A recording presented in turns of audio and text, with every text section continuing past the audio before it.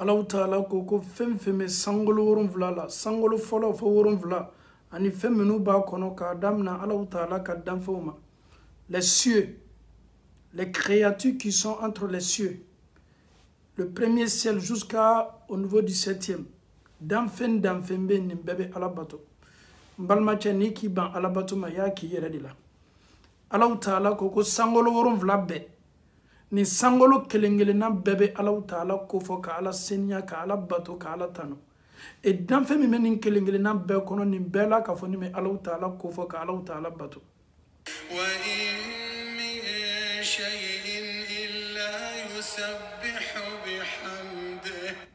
Imiria be fenfen long, imiria te fenfena, fembe, soso lewa, virvirinu lewa, limoro lewa, mushu lewa, Allah Ta'ala koko fembe, ali barabaga menube yiri domu, ali dugumene menube tama, fem menube fonyo fe, fem menube jikoro, jaga una nyonau, bambao, warau, jarau, waraningalau, sonzanu, bishu, lapin, Allah Ta'ala koko ni fen kelengele na bebali Allah Ta'ala tosenia.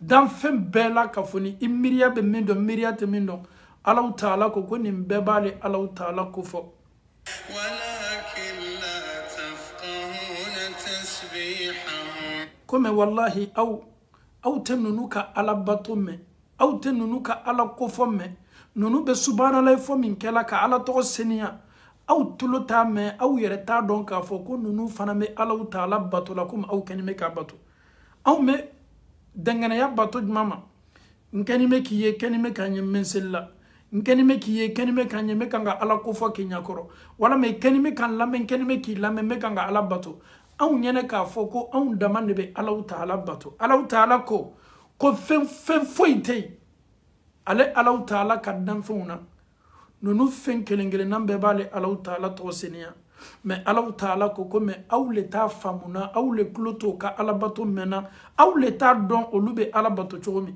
eni ma yene ni ebla kwanye soso ulaje le moustique et si on nous disait que le moustique aussi glorifie le nom de Dieu, le moustique aussi purifie le nom de Dieu, mais tu vas te dire mais comment le moustique arrive à adorer Dieu?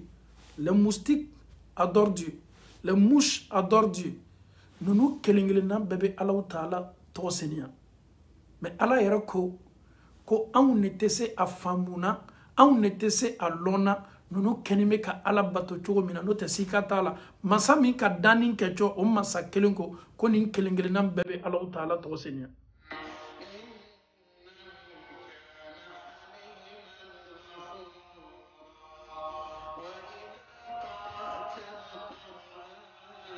Muhammadu ni ka Qur'ana kala ni ka ne Allah Ta'ala to daile wati ka kala slamaw ni ka Qur'ana kala slamaw nanga Qur'ana kamblala al ni ta korome a donc a fo kuma kam me kan kala Allah Ta'ala kuma kando al ni ta fasadi don ma donc a fo Qur'ana te dan fen kuma kanye Allah Ta'ala kuma kanni Qur'ana kala adama den bolo ani Qur'ana lame adama den bolo Allah Ta'ala be sutara min laburika abadu ni kominche Allah Ta'ala bono de fosise akoni Muhammadu sallallahu alaihi wasallam ni ka Qur'ana kala ni kane Allah Ta'ala fotani kala Allah Ta'ala kodi ja'alna baynaka wa baynal ladina la yu'minuna bil akhirati hijaban mastura okoso namanga dirati damna madam na ni Qur'ana okoso name ala ko fodam na madam na ni Qur'ana muna Allah Ta'ala ko Muhammadu ni Qur'ana kalandam na ne Allah Ta'ala be blalike ini ma minu masone Allah Ta'ala ma minu maliman nyane Allah Ta'ala ma minu kanime ki juguya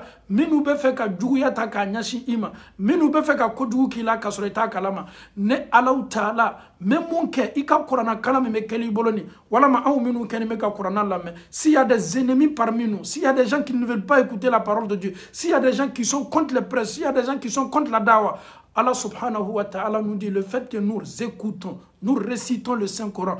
Muhammad, le fait que tu récites le Saint-Coran, Allah subhanahu wa ta'ala, il met cette récitation comme bouclier entre toi et les mécréants au TCC-là. Abaka soutaraye ma abaka hijabouye ini Allah ta'ala djouguni yonche. Donc raison pour laquelle chaque direct, alhamdulillah, il faut écouter la parole de Dieu. Il faut se confier à Allah subhanahu wa ta'ala. Il faut chercher la protection divine de Dieu pour que Allah puisse nous protéger. Certes, ce n'est pas tous ceux qui te regardent ou t'écoutent qui ont un bon cœur contre toi, subhanallah. Il y a des gens qui t'écoutent avec un cœur très dangereux, avec un cœur très noir. Mais Allah subhanahu wa ta'ala, le fait que son nom est récité, le fait que sa parole qui est le Saint-Coran, Allah ta'ala ko kaba ket sutaraye, aba ket latangaliye, aba ket hijabuye, aw ni jugu ni ñonche. Ala kera kuma ni menya shama, mais wallahi amben yorobe ni kumana.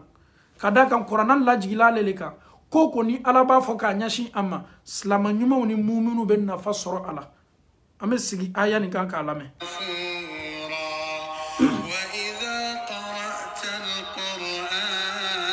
Ah, Muhammad, si tu récites le Coran, ni le Coran kala. لا يؤمنون بالآخرة حجابا مستورا. الله أكبر. الله تعالى كما كان ينكلا سترة بلي جون كلين نبي سبحان الله. محمد نيو قرآن كلام. جعلنا بينك وبين الذين لا يؤمنون بالآخرة. ne Allah Ta'ala be blali ke ini mauni nyonche ma minu maliman yalla haradoma me mun blauni nyonche hijaban me sutara fem belebele na be fo femi ma ko la tangali fe muso be sutara ta ko yere tanga wali chaw kana oye Allah Ta'ala ko kwa be hijabu bla mastura ibi yere sutara hijabu mina ka bo jugu toroyama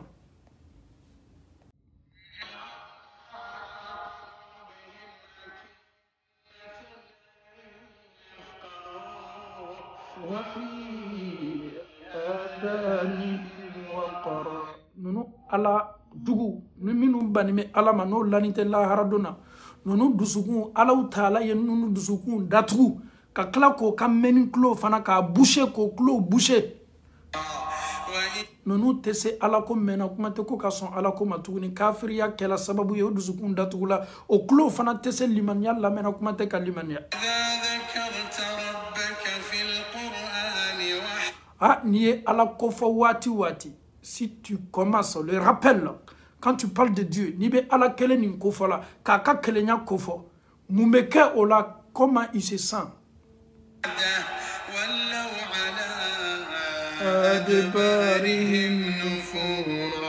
wallahi nika ala kofa wati wati nonubo kodo obo mabula obo burika buye yalaw est-ce que bini maminu fanami ala kuma kan lame bislamaw la no bo kodo amako burika boye est-ce que anto lu fanam blani bunda la parce que Allah Ta'ala ko tumana o tumana ni ka ala kuma ni damna ka kelenya bange nonu bo kodo obo mabula bo yere cheja nya kabula mais yala bi mo fanando minu ni ala ko be kanga fo ye no club do lala no bo mabola la est-ce que différence du mambo luni kafiru je ame Allah Ta'ala dalika liman yakun madi ambe mala mokala nahnu a'lamu bima yastami'una bih idh yastami'una ilayka wa idhum najwa kasoro ni nunu nana ki lame ni nunu nana ko tololo ika Qur'ana kalana Qur'ana be munkola subhanallah o farkolo tese o dusukun tese Nounou yara ikal la menin kofe nounou be nyonye ke ils se concertent en cachette entre eux. Est-ce que c'est que Mohamed est en train de réciter là, sallallahu alayhi wa sallam? Cette parole, elle est tellement lourde. Cette parole ne vient pas de lui-même. Nous savons très bien que lui là, il ne peut pas fabriquer ce genre de paroles. Ils savent très bien que c'est une parole de Dieu. Ils savent très bien que c'est une parole qui lui a été révélée, mais au Bénin.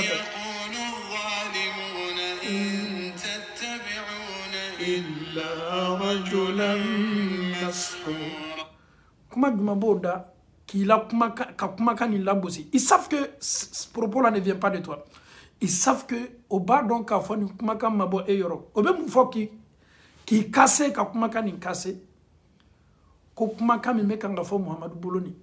Na ya foni Claude Dola la besinga nobla dusukuna. Rajulan mashura ni yoro la tafsir kuma chama fola ninka.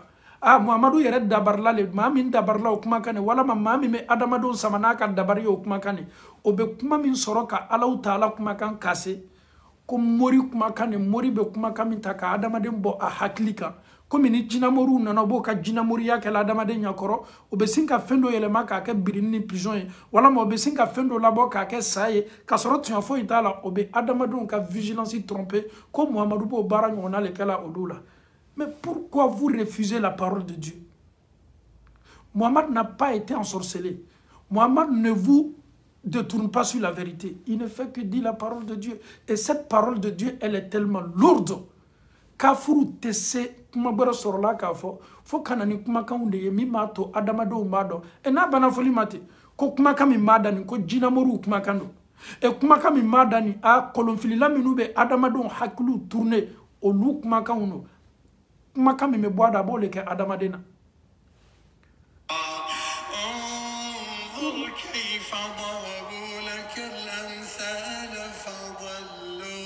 Allah yara ko e Muhammad regarde quel exemple ces mécréants là te donne. Nous kenime kam misalia sungu min klabori ka konyala. Ne kuma kam me foli bolo nincho. E nous maflo kenime ka kuma kan faleni misalia mi ka labori ka.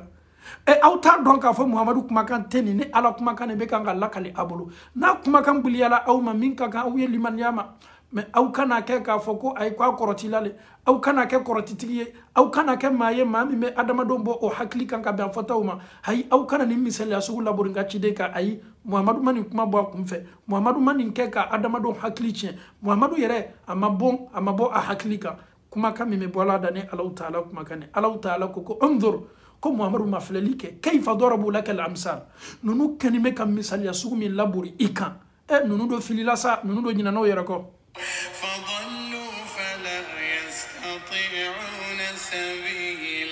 nunu tena sela tuguni ka slata de nunu filila o nyina no yero ko kanda sla o nyina na ko Allah taala fana yi o bali ni islama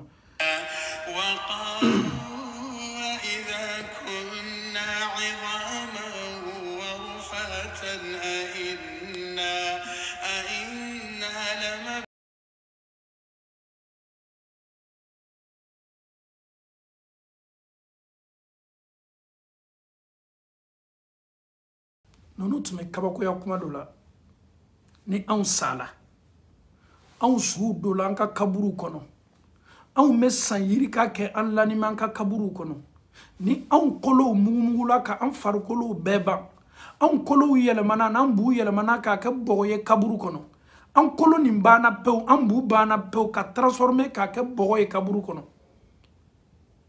Muhammadu ika Allah taala.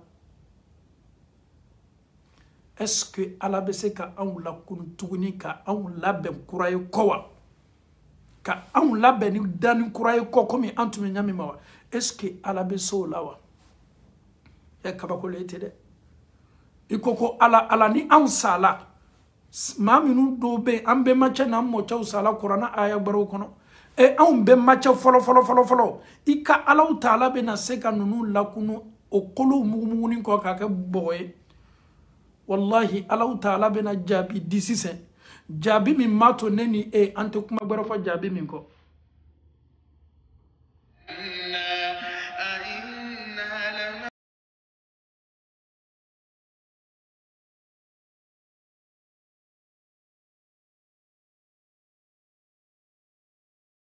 Muhammad afoyo ko lasigi kana ɲɛnamaya la o sanni ko kolo mugumuguni ko Allah taala ko afoye ko ye ke farakolo kabakuru ye kabakuru min janime o ye ke nege ye nege min janime wallahi o kana dan ke ma farakolo ni nege jani ni nunu sala Allah taala bo la kunu ka ko ke ko mo tumenyami ka yara ka fo ele adamade ne ele faru banku ni mbana ka mugu ka to kaburu kono ibe sira manyini nga ni ala ni lawuli kuraye ni ala bese ki lawuli sayako afo yewo ko ye ke béton ye béton o ye ke nege janu ye nege min janime ala bi o lasa ka klafana ko o lasi gituguni ka nyanama ya doma musa Allah taala na be jabili ke Muhammadu nenka be jabili ke de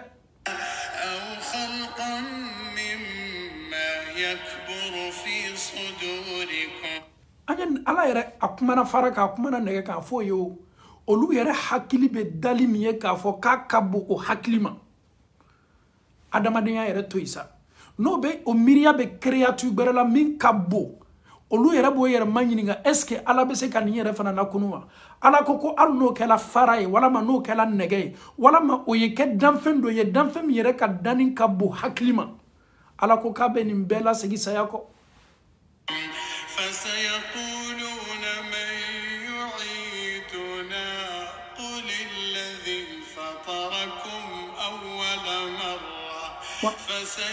Mohamed a fɔ ye o ko mansa min k'o sɔrɔ k'o bɔla o ba kɔnɔ ka danni fɔlɔ la o tɛ miiri ka sɔrɔ o ma kɔnɔ ta o ba bolo fɔlɔ olu tun bɛ min ala le diyena k'a fɔ k'o ye sabati o baw kɔnɔ ka na ɲɛnamaya nin na mansa min k'i lana ka sɔrɔ i tun tɛ yen mansa min ka danni fɔlɔ ni labori ninnu kan o mansa bɛ se dɛsɛla cogo di ka adamaden lasigi ka adamaden lana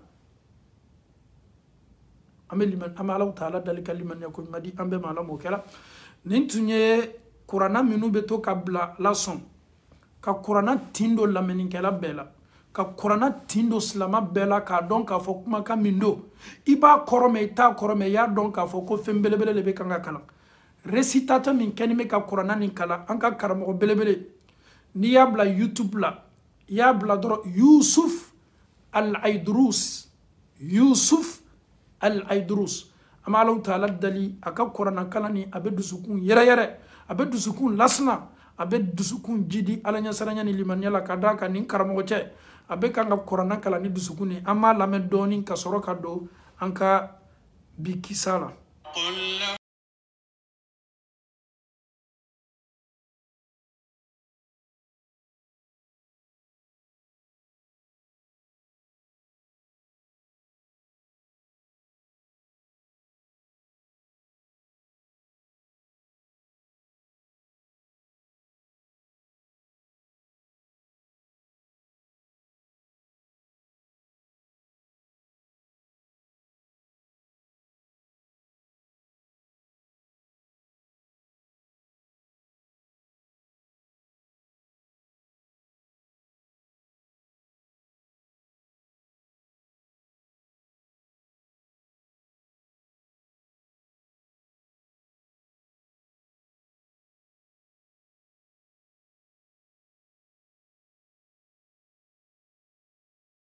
تقبل الله منا ومنكم اللهم أنت الله أحد صمد فرد لم يلد ولم يولد ولم يكن له كفوا أحد اللهم آت نفوسنا تقواها وهداها وزكها أنت خير من زكاها أنت وليها ومولاها اللهم أرنا الحق حقا وارزقنا اتباعه وأرنا الباطل باطلا وارزقنا اجتنابه اللهم كن لنا ولا تكن علينا اللهم انصر من نصر الدين واخذل من خذل الدين السلام عليكم ورحمة الله وبركاته أنفو أني أنبو لمن كلب لا كفني أمي أوفو نكسي فولي أمي أوفو نير لا سجلو كفولي أمي أوفو ni Alahu Taala ka jɔnsenmaw ka foli ye ɲɛsigi ɲumankɛla ka jɔn minnu makɔnɔ Alahu Taala ka so ɲumanba kɔnɔ min ye arijinɛso ye kisi foli lo nɛɛma foli lo sabati foli lo baraka foli le foli nin yɛrɛ de ye foli ye foli min n'i y'a lase i baden ma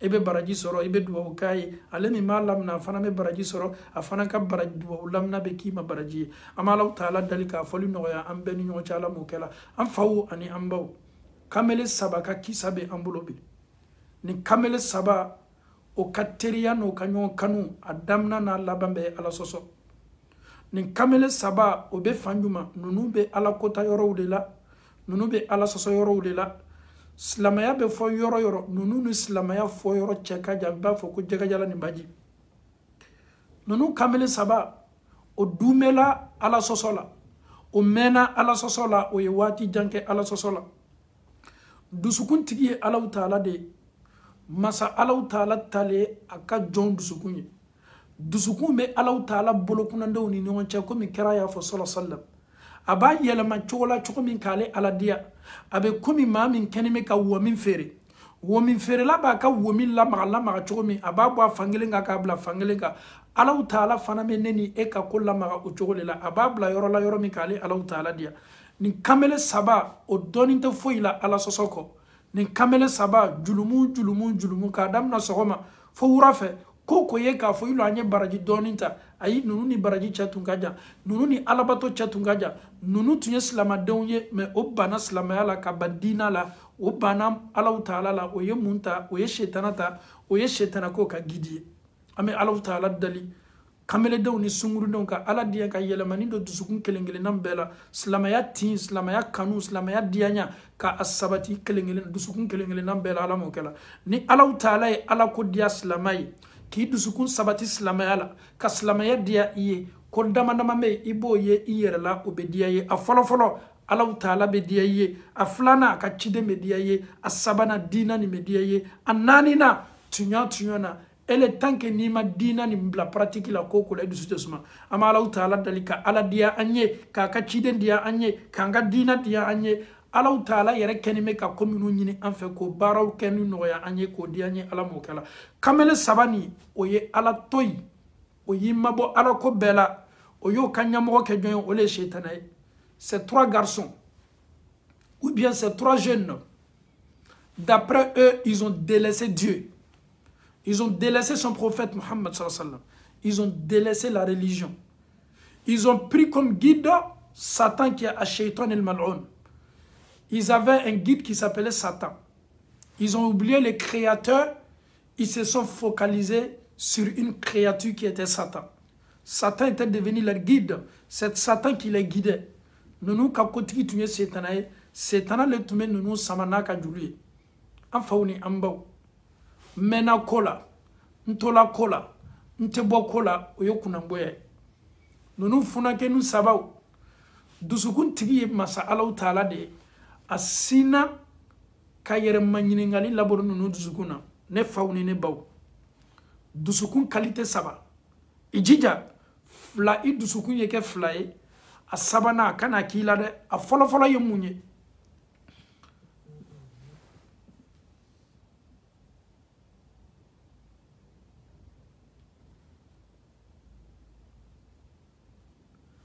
A fɔlɔ ye mun ye maa min n'a dusu sumani bɛ il a cette tranquillité dans l'adoration, il a cette tranquillité dans sa vie. Il n'est pas riche mais la tranquillité est là.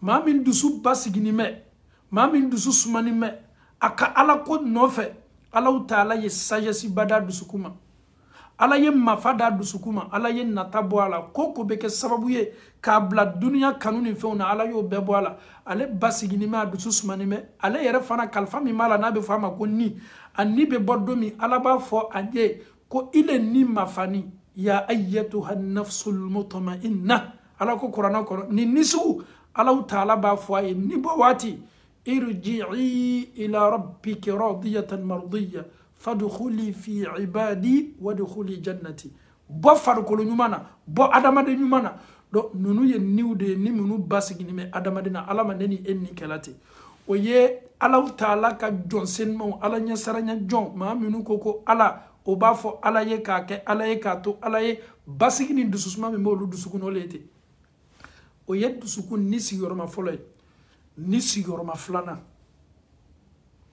o ye ni ye ni min bɛ to k'a yɛrɛ kun jalaki ala fɔla ko fi sabilillah ne sina ka min di kɔfɛ a bɛ sigi k'a fɔ ala munna ma se ka do fara n ka dili kan walama a ye ala kota dɔ kɛ a banna ka sigi ala ne bɛna ala filɛ cogo di ala bɛna yafa ne ma cogo di o fana ka ɲi kosɛbɛ jɔn ka ko la o ye ni sigiyɔrɔma filanan ye ni sigiyɔrɔma sabanan o ye ni de ye ale ka vie ni a ka pensée n'a ka rêve ala ko foyi t'a la fo tiɲɛni o tiɲɛni ala silama bɛɛ kisi ka bɔ o ma donc ninnu funankɛninw dusukun dɔ tun b'o la a bɛ fɔ dusukun min ma nafsul lawama dusukun min bɛ a yɛrɛkun jaraki o ko yɛrɛkun jaraki damina o ko yɛrɛma ɲininka damina anw bɛ baara min na nin man ɲi dɛ anw ye ala bila dɛ anw banna ala la dɛ anw ye ala kɛ kɔfɛ ko ye dɛ anw y'an yɛrɛ di fɛn min ma min ye setana ye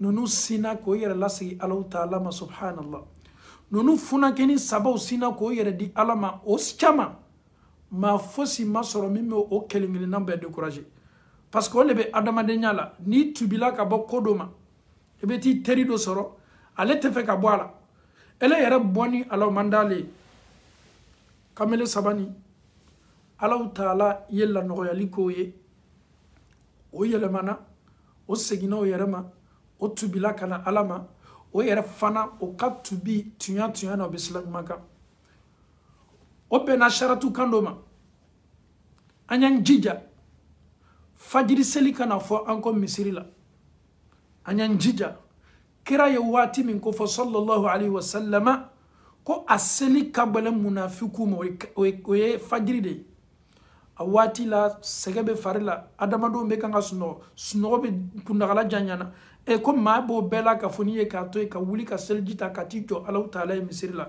ni courage ni limaniya tɛ a kɛ bɛ gɛlɛya dɛ donc ninnu saba y'a décider an tɛ seli yɔrɔ si fo misiri la an ka fajiri seli bɛɛ an yɛrɛ bɛ taa misiri la cogo di an bɛ rotation de kɛ kelen bɛ yen o bɛ tɛmɛ ka an lawuli bi sini tɔ kelen fana bɛ tɛmɛ ka an lawuli sinikɛnɛ tɔ kelen fana bɛ tɛmɛ ka an lawuli ni nin ka lakununi kɛ bi sini tɔ fila tɔ kelen dɔ bɛ lakununi kɛ sini a tile sabanan maa sabanan fana bɛ na ka na lakununi kɛ o kɔrɔ ye di n'ale kununa ale bɛ kɛ réveil de ye ale bɛ taa ka taa tericɛ tɔw ka soda la k'o lakunu ka bɔ sunɔgɔ la maa saba nin bɛ fara ɲɔgɔn kan o bɛ taa misiri la o dɔ fana b'a kɛ lɛri jumɛn lɛri kelen jani fajiri ye wele c'est-à-dire tard dans la nuit l'autre se réveille il vient il tape la porte de l'autre là pour qu'il se regroupe 1 heure du temps avant la prière de Fajr il puisse méditer la parole de Dieu. Est-ce que vous savez avant la prière de Fajr que ça soit 1 heure ou 2 heures ou bien 1h30 avant la prière de Fajr ou bien sous yɛrɛ clan laban walama sous clan sabanan damna kadaka waktu sahar sous clan sabanaw dɔnikɛlaw y'a waatiw fɔ dɔw ko sous clan labanu c'est-à-dire sous laban ko le bɛ b'a lɛri ma dɔw ko ayi n'i ye su ta k'a lakilan sigiyɔrɔma saba a sigiyɔrɔma saba laban o damina cɔ k'a bɛ damina o waati le misaliya bolo ma ni su bɛ ban 5 heures du matin k'a damina 5 heures du matin fo ka taa se su ko fɔlɔ la 20 heures i b'o lakilan tilayɔrɔ saba tilayɔrɔ fɔlɔ kira tun b'o kɛ sunɔgɔ la a filanan a tun b'a musow ka hakɛ dɔw ma a sabanan a tun b'o kɛ alabato la donc nin ye waati kɛrɛkɛrɛnnin ye silama kan k'i janto waati min na l'heure exacte t'a la à peu près waatiw le bɛ fɔ 1 heure du temps avant ta prière de Fajr ou bien 1h30 avant ta prière de Fajr ou bien 2 heures du temps avant ta prière de Fajr ça c'est sous la sabanan le b'o ye Allahu Taala ko wa bil ashar ko nunu ka waati min fɔlɔ ye jɔ yastaghfirun ko nunu bɛ Allahu Taala julumu yafa ɲini Allahu Taala fɛ ni waati kɛrɛkɛrɛnnin na et c'est un secret aussi qui est mentionné dans le Saint-Coran l'importance de istighfar astaghfirullah astaghfirullah le bon moment pour que Allah subhanahu wa ta'ala efface tes péchés pour que Allah te pardonne ce moment-là Allah il a qualifié ses serviteurs qui a de ces serviteurs-là qui implorent le pardon de Dieu ni l'eri nyonala Allahu Akbar astaghfirullah astaghfirullah watijma Allah Ta'ala ko wati min nunu bene Allah Ta'ala ko fo jani fajiri ya kuna bo su laban wati walama a wati do yere beben an ka calculu la an ka suguru dom wati uma wati nun cho masa Allah Ta'ala be jigi wati mina ka bo sana kana sangolo folo la duwa jabi wati bele do kuma kamin kadi ala yeni wati nyongona la akuma kan do leti astaghfirullah astaghfirullah astaghfirullah astaghfirullah donc ne fawni ne baw nim programme be yere de bolo e ka suseli programme be yere de bolo e ka julungu ya fa kuma be yere de bolo surtout sous clan laban wala ma sous clan sabal laban kana se fajiri wele ma jani fajiri ye wele ni wati ye astaghfirullah fo wati nyuma baye iseko damayira la astaghfirullah ala ya fama Dieu pardonne-moi kalimanya ko nyuma di ambe ma Allah Ta'ala bulala mo kala ni funakeni saba o farala ɲɔgɔn kan limaniya la o farala ɲɔgɔn kan ala sɔsɔ la cogo min o farala ɲɔgɔn kan nin cogo la tubi la k'i yɛrɛ lasegi ka na ala ma o ma da o ma o ka tubi o dumuni ma kan o yɛrɛ ka programme labɛn o ni ɲɔgɔn cɛ fajiri seli tɛ fɔ o ko misiri la fajiri fo maa kelen de ta ka taa tɔ fila la kunu o bɛ na fara ɲɔgɔn kan lɛri kelen ka ala kofɔ kɛ jani fajiri seli ye se nunu bɛ nin baara la ni tuuru bɛ min na don min o bɛ taa ka taa tɔ fila la kunu ni tuuru bɛ min na don min o bɛ taa ka taa tɔ fila la kunu ni tuuru bɛ min na don min o bɛ taa ka taa tɔ fila la kunu nunu saba dumela nin baara kan o bɛ nin baara kɛ la don dɔ maa min tun ka kan ka lakununi kɛ maa min tun ka kan ka tɔw lakunu a retardé la a ma kɛ komi ni nin mana anw lakunu an tɛ kun dɛ ayi tubi saratu ye mun ye k'i yɛrɛ di ala ma maa lo wa maa tɛ wa e bɛ bɔ ka taa kɛ tɔ fila ni olu bɔla ɲɔgɔn bɛ yɔrɔ ni rendez-vous yɔrɔ o nana jɔ ye o ye tɔ kelen kɔnɔ k'a makɔnɔ a tɛ ka na mun na parce que lakunu ni turu bɛ ale de la ale de tun ka kan ka na anw lakunu mais ale mana fɔlɔ olu lɔni tola o la o lɔni tola nin lɔcogo la lɛri kelen de b'o bolo ka ala kofɔ la jimi ka ala kofɔ la caya jani o ye don misiri kɔnɔ o tola nin lɔcogo la lɛri kelen damina waati net mobilitigi dɔ bɛ nana jɔ ni mobilitigi jɔ waati ani o tericɛ min tun ka kan ka na k'olu lakunu ani tericɛ nin fana na waati bɛɛ kɛla waati kelen ye un jeune qui vient dans sa voiture et aussi l'autre aussi venait à peine d'arriver. Et mais pourquoi je compare ces deux moments-là? L'autre qui était dans sa voiture, il écoutait la musique. Musique manquant ton cabo. Au bena olu ton kenimo ko tericha mi makono joyoro le rendez-vous la ofana nana. O ya dam na muma foloko a ku retardé la ay akugo tu en retardé la. Ala era maseka ka retardé kumfo a tericha fla nyene. Nunu tulobe musique manquant na kamele mina ka momili joni me olu ka rendez-vous yoro la. Musique manquant ka bo aka faru be meneni me. Nunu sababe ka nyon laje. O mirila o ka ko koloni ma. O mirila o ka jeunesse ma o mirila ko lu yere to ala wati mina kada ka kadi de. Mami me disco la. Mami me ala soso yoro la. Mami me donga yoro la akadi de. Parce que ni yoro la ite miri sayama ite miri foima ebe miri mendiani dialema. L'alcool est dans ta main, ta copine est à côté, il y a la musique un peu partout, la cigarette est là, la drogue est là. Ça dit tu es dans un monde où toi-même tu te demandes même, est-ce qu'en dehors de cette vie-là, il y a une autre vie? Donc, nous savons qu'il y a l'onyongona, au hakili kamounye, nous funa keni mima ka momli kono. Abe diani mendia mina, abe daramu minani, an temenani na kanto, anfanantala. Nanye ninto ayerema, est-ce que ni mese bola ni silakawa? Kasoro leri keleme fajiri selila parce que leri kelen damna to kelen nana kabbe odema alhamdulillah quel que soit le retard mais il est venu à l'heure. Les trois là se sont mis ensemble. Le jeune qui était dans sa voiture avec la musique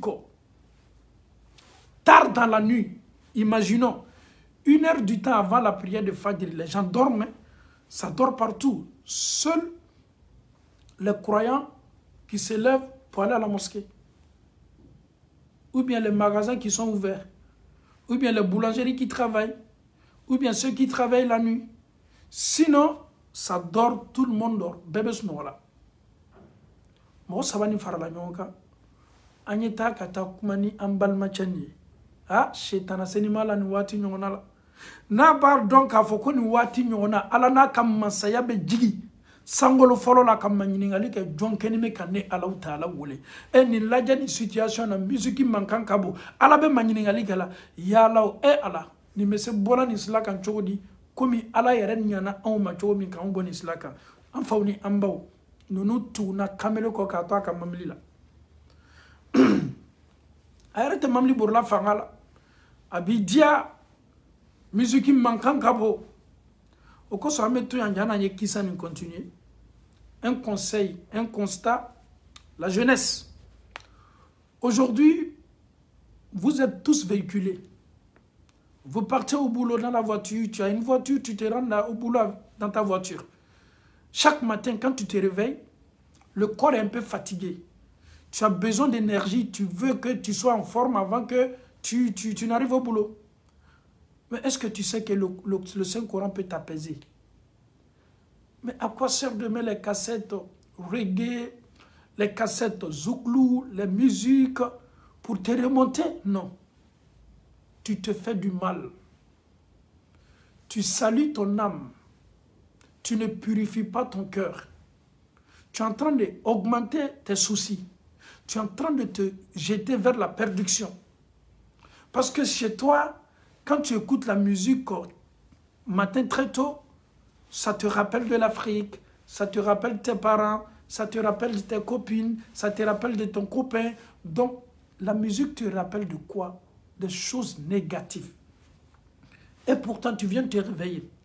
Est-ce que vous savez que le sommeil, là, c'est le petit frère de la mort? C'est Dieu qui t'a permis, alhamdoulilah, tu as dormi, tu t'es réveillé, tu as pris ta douche, tu as prié, tu es dans ta voiture, tu te rends au boulot. Donc, en allant au boulot, il faut écouter la parole de Dieu. Il faut méditer la parole de Dieu. Tu dois te rappeler de Dieu. Il faut essayer dès aujourd'hui tous les CD qui sont dans ta voiture, que ce soit sur les clés USB, que ce soit les CD. Essaye de prendre tout ça, tu jettes tout. Il faut te rendre dans des endroits où on vend les cassettes, les CD coraniques. Il faut mettre dans ta voiture. Ça va encore t'apaiser. Tu as toujours des hasanats. Du lundi au vendredi, écouter la parole de Dieu en allant au boulot, ça raffermit ton cœur, ça purifie ton cœur, ça te donne de l'énergie. Tu as des hasanats, tu as des récompenses chaque jour de lundi au vendredi. Kurana kainde, ableka momli kono, toka lame, o kafsa ima. Musique mi ka momli kono ni. Abi rappelé farafinala. Abi rappelé ka jamana cheya watula. Abi rappelé musique mainde. Limaniya côté musique la musique ye feigné. Na blala la dor abe sinka adamade hakilla jigodola. Soit it menyami mai forola ma bi hakilla jigola. Et donc tu veux rompre avec cette vie là. Et cette vie là ne t'arrange pas parce que cette vie là c'était basé sur le mensonge, sur la désobéissance de Dieu, c'était pas du tout bien. Donc il faut rompre avec cette vie là. Kalimania Kouma dit ambe mala mokel. Kamele ba ka momli kono sudu klama. Mau dani me watimi musique mankan kabo. Kamele sabani yaye olu bola nina olu yo yerla se alama alhamdulillah o kasel bebe kala misirla. Olu saba farala nyonka o kodi. Kwanyeta kata kumani nfunanke ye. Nfunanke ta yerebolo fanga babe shetana labi akan. O saba farala nyonka ko dusukun ke kelenye. O yeni kamere segere ka to aka momli kono. O nana se kamere yere jola nunu be minko bi. O na soro amasina onya kwa sina ka ka momli da la bola. Ayo labe mumei. O ye kuma dam na ni kuma kamiye. O sina ka kamere Miriam intumale la kuma sabanu mena nalema. Suwa be na ben aka. Suwa be fe ka sonya. Suwa be fe ka kodugu la sama. Mo sabani se min kala mo ya dam na muma voro. Assalamu alaikum wa rahmatullahi wa barakatuh. Akoko foli folo min kala ka nyasima. Quel que soit ce que j'avais dans le cœur, mais folie min fola ni ka nyasima. Koko tmenu sukuna. Folie ni kala sababuye ka au température, au tempérament, aux tensions qu'on boit. La salutation islamique, là, elle est très importante. Imaginons que tu croises quelqu'un dans le noir, tard dans la nuit. Et ce dernier, tu ne le connais même pas, il ne te connaît pas aussi. Tu as peur de lui. Et ce dernier se présente et il te dit « Assalamu alaikum wa rahmatullah ». Même si tu penses que c'est un criminel, mais avec cette salutation, tu peux être un peu en confiance. Tu vas dire non, lui là peut-être il n'est pas là pour me faire du mal. Donc, ma saban insina ka salamu formulé ka Allah se ni kamelema. Assalamu alaikum wa rahmatullahi wa barakatuh. Afana ye foli lamna. Donc, doucement doni nanama. Akoko mumei. Au ben ko muna. Okoko ay. Anti ko foila. An nana kana yede ka baro kenye. comme un baro ko est-ce qu'il b'a donc a fo ki kadi Allah Ta'ala o kuma fo min kala sina ka yele da globa ka aknye dlo yerelemi ko ne kadi Allah aye kuma min fo ka nunu jabi est-ce que vous savez que Allah il a créé l'enfer pour moi? Il n'a pas dit à cause de lui. Allah il a créé l'enfer pour lui, c'est-à-dire pour lui. Allah Ta'ala ye jahannama da alele. Ale tatole, atayoro le fo itina ballata lima. O kama ko subhanallah. Ko subhanallah. Kuma ni bida. Allah ma jahannama da eye. Allah ma jamana da ekoso. Ko non. Khuliqat an-nar li. Chodi. Quelqu'un peut se dire que l'enfer a été créé pour lui. Lui là, sa destination là, sa place là, sa maison là, c'est l'enfer. C'est le feu. Qu'est-ce qu'on sous-entend? Le monsieur il veut dire quoi par là? Personne ne peut faire changer. Et lui, il décide de rester sur cette voie-là. Parce que Jahannama est dana aleli. Ale tayorole, ale kashamurulo. Ani magbara jetere ale tali. Olu ko ama. Ko ay. Allah Ta'ala ka dani. Allah ka hina kabo ka foko Allah ye edda ki dandoro kita ki bla Jahannama ko ti Allah Ta'ala. Abe ko do le nyini fe. Ni ko baraw ke sikatala Allah Ta'ala be arjine dima. Kamere ni ko ma ko est-ce que Allah be se yafala ale mawa? Est-ce que Dieu peut moi me pardonner? Est-ce que je peux être pardonné par Dieu? Avec tout ce que je fais, avec tout ce que j'ai fait, est-ce que Allah peut me pardonner? Ma sabani nkwama. Nous là, on était comme toi. Cette belle vie-là, cette dunya-là, on avait aimé dunya comme toi aussi. Raison pour laquelle nous nous sommes mis ensemble pour venir te parler. Parce que nous, on a décidé de rompre avec cette vie-là. Wallahi, Allah, il est prêt pour te pardonner. Si la repentance est sincère, ni qui est là, c'est Allah ma yere, là, c'est yere là. Allah Ta'ala be yafa imade, aka yafa kabo, aka hina kabo. Ikana julumun laje ka fa kabo, Allah wasanime awaranime, ko Allah te yafa moti, Allah Ta'ala. Allah be yafa. Ayera be klafana ka dususuma dima, ka dusu sabati dima. Nyanama ya kura minta tubolo, ni ya ke tuya ka ibaye ka fa dusu bisma. Au cas où, chers parents, chers frères et sœurs en Allah, quel que soit le statut d'une personne, Mamim bana alala a joyoro kela nyanya glomina lewa e mofala lewa julumum belebele kana na bonyama ni ki badenyi aslaka ikana classé ikana nyigi ala anyi fara nyigi na nyona no ele ka slama ya kabo ni ka slama ya mambo eni ni yere te sadi aute fangi ayi oye adama don kam mentalité mi anyi ni lafili encore fait. Aujourd'hui, ça va chez toi, alhamdoulilah. Tu as confiance à cette foi que tu as. Mais demain, là, ta foi là, peut basculer. L'autre aussi, demain, là, sa foi, là, ça peut rentrer en ordre. Watilkal ayyam. Dieu n'a tiré pour le là. Bi e kalimania kabo. Sini tokelen tamambo. Sini tokelen takabo. Sini gana etamambo. Ikana ni islamanyola. Islamanyombe. Slama ko la ilaha illallah. Awele ni wele liko nyumae. Awele kana alama.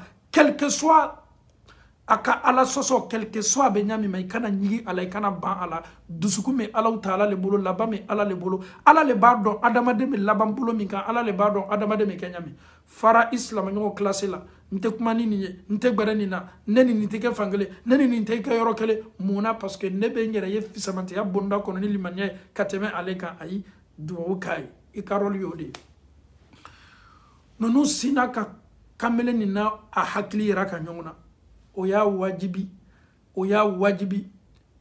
kameru koko au koko alabe na yafa nema ko alabe yafa ima oya ye yere la segi lo bala mais ale yere lanin te ka foni alabe na yafa ma parce que y a ça aussi souvent nous douti bana sika bana est-ce que nin segina alabe na yafa ma ala yere kalo menin kelata hadisa kuima o hadisa ko alli segina ka ni nana alabe yafa ima ni segina ka ni nana ala be yafa ma ka yara ka ila ka fo ko ala ka julumu yafa ka segi kana ala ma. Personne ne détient ça. Le pouvoir appartient à Allah seul. Et cette porte de repentance là, il faut te repentir. Nulle personne ne peut te fermer cette porte là, quels que soient tes péchés. Et tu as la Fouati dobe no le sela artise ka foi, itese foi kala tuni. Ni bo sela iyan watimi. Al ni ki relasi ala tife. Donc anye teria ka anye relasi, anye teria ka teria. Surtout sungalo me mena na dam nani ka teria ka anye relasi. Ametani kisai. Kamele saba o yenin kamelemna o tala na teria boloma subhanallah. Glominu tumaka.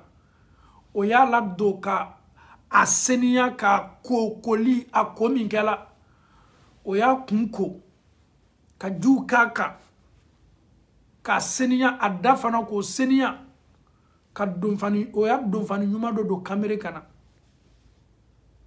o e kamere takata na misiri la oni kamere ka fajiri seli islamo.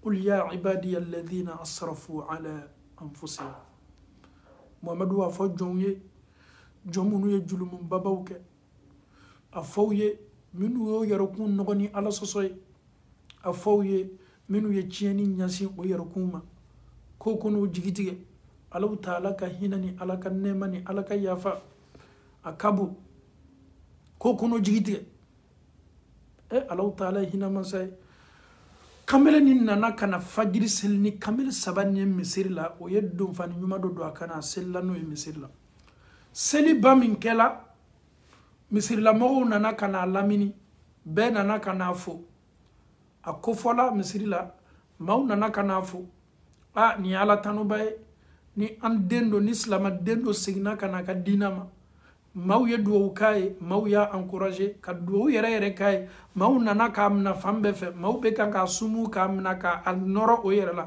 parce que ni ne islam ay ni baden sigina kana alama ya labeni ko nyumay yi jija ki baden lado anye fara anyo catégoriser la kanyo classé islam yani komi metawle majigi islam yani komi metawde majigi korota be dima arjino konoli korota imagine Allah taala bi korota imagine Allah taala bi korota kamele sabani bara miko ya keni majigi de o manigi o baminkela o ye kamere manyininga a fala anaka famille parce que en c'est la fajiri c'est l'agnon fait faut katani kamere ye sokono katoka korosi son pour ne pas que changement mimikela ni changement ni dabla o ya manyini minke a fala a kodiko est-ce que mon papa pourra me pardonner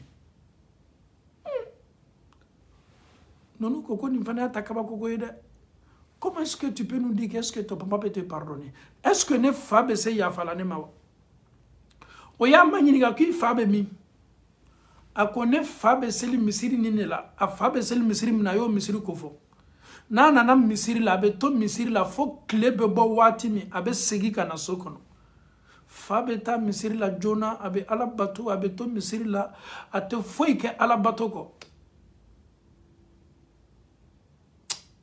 kamereni ya fatoro de fa korola anya fara be lanfula c'est-à-dire na fola ko ma nya fara lanfula aka yeli fanga bata aka yeli la koroya koson aka vision a affaibli la koroya yere no fait koroya no fait ni lari nyona la mo sabani o fara la kamera ninka aya fa yoro fo misiri mina ko fa be to ka fajiri sel misiri mina parce que lu ka fajiri sel bana ale do ko fate bola misiri la fo tle be bo wati mi on nana kana seni misiri karma sala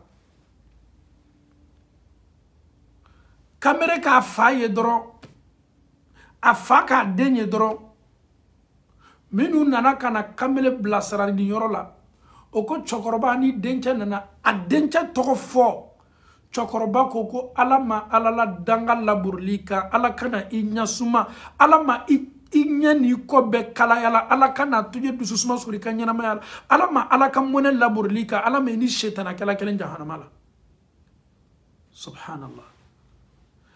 Pendant des mois et des années, le contact était coupé même entre lui et son papa. Il avait laissé son papa. Il a subi des choses à son papa inoubliables. Ayokola fa kan komi nu ni hakili te se nyina ko fa nyala denga amalona den changer la amalona den tubila fa ya dam na ni danga de alama itachena alama ikoni nya kala yala ala kana dususuma dima alama ikela shetana kafo nyongo jahannama la denches tericha sabao oko chokorba ma ko chokorba idususuma idenche Hassan ale kamera dot nyoko Hassan idenche Hassan abara yere lasi alama idenche Hassan bi abara slata mi islam yaslay idenche Hassan abara tubi kana alau ta'alama chokoroba ko ne denche Hassan meseka tubi. La hawla wa la quwwata illa billah. Rien n'est impossible. Tout est possible avec Allah subhanahu wa ta'ala. Chokoroba ko ne denke Hassan mese tubila. Ne denke Hassan mese yere lasila kana alama. Tericha sabao kama ko boa. Chokoroba. On ni denke lebe nyon fe. An yere bola fajiri seli yoro le la misiri lani. Aya fo anye ka fo kibe soro ni misiri le la. Okoso an farala kan kana ikoya. Chokoroba ko ala aya yero kun ne ndamna aya yero kun jaraki damna dencha ka mone min do ala dencha ka maloya minu la sama dencha ka toroya minu la sama ale tu mone la nyanya jale rele tu nganga ka mo fole ka ala dali kwa ye yele manila do dena kola e mansa o paron am fawni am baw de minu ye slabla akagbalende aw yo sama duwawula demunu banime aw ye alaw taala dali denwe demunu makote awla aw ye duwaw ke la sigili nyumana note aw kuma kan aw ka dangaw abe noblo la de abo to choronde abo tobla dingala de abo tobla filibonda kono de ay ijole ka durado me idene de ala nyali ka bosla chieni ganga blasla nyumaka o hera fana ka boye made danga ye munye o ye denkele mpetaye meni denkela duwa denye ebe den nafa soro nyana mayala ba nafa soro isaninko ama nyini amba uni amfa u fe e denye srabla chocho amma bere ye duwa ukai alna ni tenyon fe ye duwa ukai chokoroba ko ne de Hassanin sela agere lasigila alama ya salam o amfawo ani ambaw Hassan ya yere lasi alama Hassan ye lelim na sebela Hassan ye alabatum na sebela Hassan ya yere kundi alama quartier la demseni tey tuguni funakeni tey funakeni minka alanya saranya to me se comparer la tama aye funakeni beda selila misirila aye funakeni beda suselila aye funakeni beda quartier la ala kola Hassan kan limaniya nana se niveau dola Hassan kan limaniya nana se degré dola Hassan ko konte se tola tenyerema Allah taala ka dina ni demeni kakami jihadi meta kata dina ni bojugu bolo meta kata korota di islamayama meta kata dina ni korota yoro kadaka ka keleke Allah taala ka dina sankorota lila ki yera kundi ki kana folo di kode kadi Allah taala ni barabe Hassan ko kabe bo kata jihadi ke yoro afola ko ay asani tebo Hassan toya Hassan ko kawya tonye bo mado ne ye kominu ke alala julumun kowla ni ala ya fala ni ma wala mama ya fanema ne be faka yara ka alala nin dusukunye ka fo tunya na ala kadinya kadina kadinya maminu ya bali bolima oluko ko Hassan amado liman yami milani on tesi balla bolima ebe na ta dunia yoro slamayani ndeme yoro slamayani sankorota yoro jihadi keneuka Hassan aw mi nyiniga ko kelembela ni kala to fenye ye an ko fo Allah taala de subhanallah ni tola ni dina sankoro tayoro ni kela safenye ni kele keneka an me min ni fe ye an ko fo Allah taala ye parce que limaniya mi ila ni wati nyongona la fangan kabo kuma la surunya boloma Hassan bola kata dina sankoro tayoro Hassan bola Hassan fana sala ka to dina ni defane la ani bola abonona jugu bolo silamaya jugu bolo ka to dina ni korta yoro le la silamaw ka jihadi keneka ya salam liman yabe Allah taala de bolo alama liman yadila ama alama ankela liman ya jonjuma wiye ala kana neni au kan liman yani jigi alama do farala ka sangani watibe anga tubi ka senia ka tubi ala be son tubi mi ma ala be dien tubi mi ma an fotaw ani anketaw ko dia Allah taala slamaw anye no ya nyoye slamaw anye ya fa nyoma slamaw anye nyon deme slamaw anye nyon blasra slamaw anye ka dina ke ni balma ya keli ko nyumay slamaw anye nyon kanu Allah taala koso slamaw anye ka kanu ke ay sindi ala ko koso Slamaw anya fo Allah taala ka ke alaye ka fo alaye ka bulbola ala yarakuso ربنا آتنا في الدنيا حسنة وفي الآخرة حسنة وقنا عذاب النار ربنا لا تزغ قلوبنا بعد إذ هديتنا وهب لنا من لدنك رحمة إنك أنت الوهاب صل سبحان ربك رب العزة عما يصفون والسلام على المرسلين والحمد لله رب العالمين السلام عليكم ورحمة الله وبركاته.